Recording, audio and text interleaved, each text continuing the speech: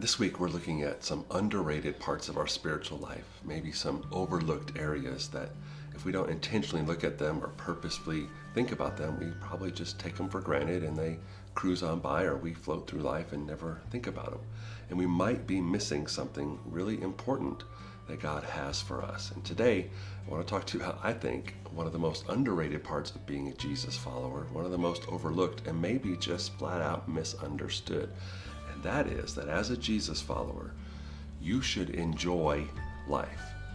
And I would make the argument that because you're following Jesus, who created life and is life, you should enjoy life more than anybody.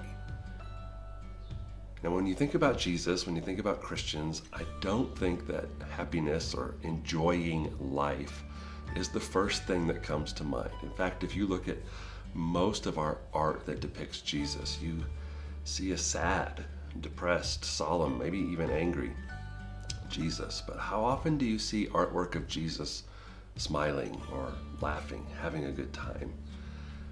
We just think that Jesus walked through life with this somber look on his face, always so serious and always doing all these serious things. But the truth is, the people that were with him, those men that spent every waking and sleeping moment with him, they knew a different Jesus. They knew a Jesus that enjoyed life. In fact, Matthew, the tax collector, Matthew, who knew a thing or two about having some fun, Matthew records for us in chapter 11 of his gospel that Jesus came enjoying life.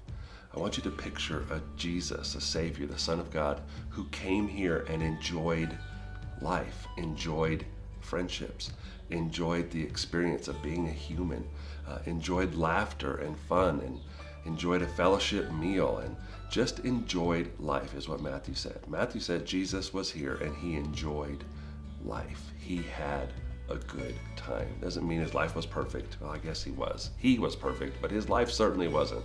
He had lots of struggles and lots of trials and lots of people that hated him. In fact, they killed him because they hated him. So it wasn't that his life was perfect, but he enjoyed the things of life. And I think it's important that you and I, as Jesus followers, learn from that and take that example. After all, to follow Jesus is to live life the way he lived it. So what in the world, how did Jesus enjoy life, knowing that his life was going to be short? How did Jesus enjoy life knowing that it was going to end tragically and very painfully?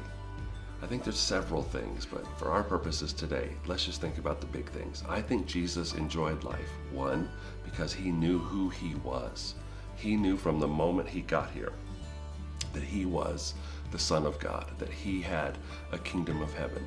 His identity was never in question. Jesus knew who he was, and there is great value in you knowing who you are, accepting your strengths and your weaknesses, knowing who you are and where you came from can give you a great deal of peace. So Jesus knew who he was, and Jesus knew why he was here. He had purpose to his life. In fact, he stated over and over his purposes. He would say, I have come to seek and save the lost. I have come to serve, not to be served. Jesus knew why he was here. You have a purpose too. And you can find your purpose in the ways that you are gifted, the things that you're good at. You can find why God has you here. If you struggle to find out why you're here, just realize that Jesus said to all of his followers, you are salt and you are light. I have you strategically placed exactly where you are to be somebody who brings flavor and who preserves all things good in your culture. That's one of the reasons why you're here. So Jesus knew who he was. He knew why he was here. And I think a big one, and we talked about it yesterday, he surrounded himself with some really fun, good people. Again, we think about, the artwork of the disciples. We see these old gray-headed, gray-bearded men, but Jesus surrounded himself with young men. He was in his 30s when he started ministry, and as a rabbi, those who would follow him would come after him. Some of those men were probably teenagers. John was most likely a teenager.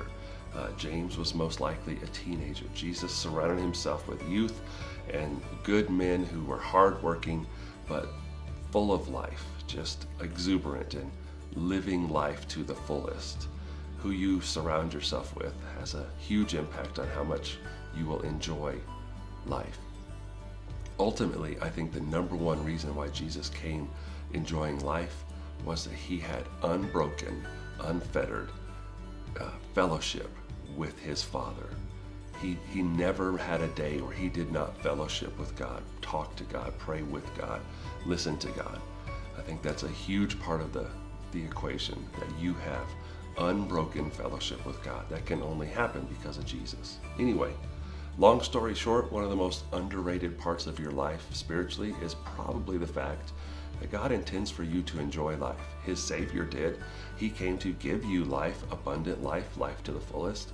Maybe Christians should be the people on the planet who enjoy life the most, because we know and we serve and we follow the one who created life and who is life himself. And to walk with Jesus is to enjoy life. So I hope today you can smile, you can laugh, no matter what's going on in your life, that you could find a way to be like Jesus and enjoy life. See ya.